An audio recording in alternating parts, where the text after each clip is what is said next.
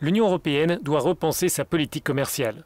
Plusieurs éléments poussent à engager cette révision, le rôle toujours plus important de la Chine, le repli des États-Unis ou encore la pandémie de coronavirus.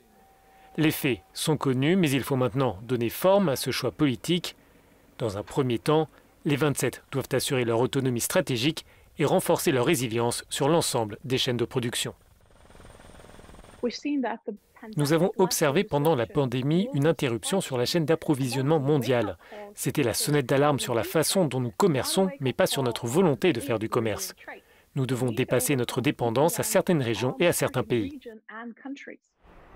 L'Union européenne a fait des accords de libre-échange l'axe central de sa politique commerciale. Les 27 ont signé des traités avec le Canada, le Japon et les pays du Mercosur. Toutefois, le processus de ratification auprès des parlements nationaux a tourné au cauchemar. L'accord avec les États d'Amérique du Sud a été rejeté par les parlementaires néerlandais, pourtant historiquement favorables au commerce mondial. L'Union observe en fait une poussée de la contestation des accords de libre-échange.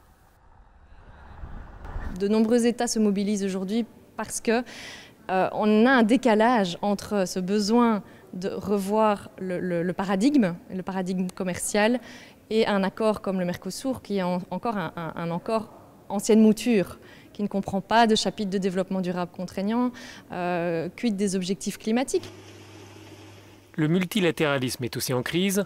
Le président américain Donald Trump conteste le mécanisme de résolution des conflits de l'OMS, l'Organisation mondiale du commerce. Certains évoquent même la fin prochaine de la mondialisation, mais cette analyse est loin de faire l'unanimité.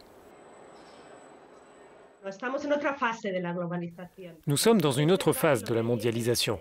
Ce qui est vrai, c'est qu'il y a une crise dans le système de gouvernance globale de la mondialisation. Mais le processus d'interdépendance entre les pays ne va pas s'arrêter, il peut ralentir.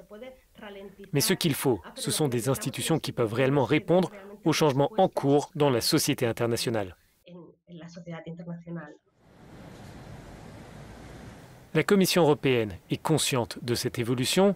Elle lance donc un processus de consultation avec les États membres, les acteurs commerciaux et la société civile. Les conclusions sont attendues pour la fin de l'année. Elles devraient comprendre une communication sur la nouvelle politique commerciale européenne.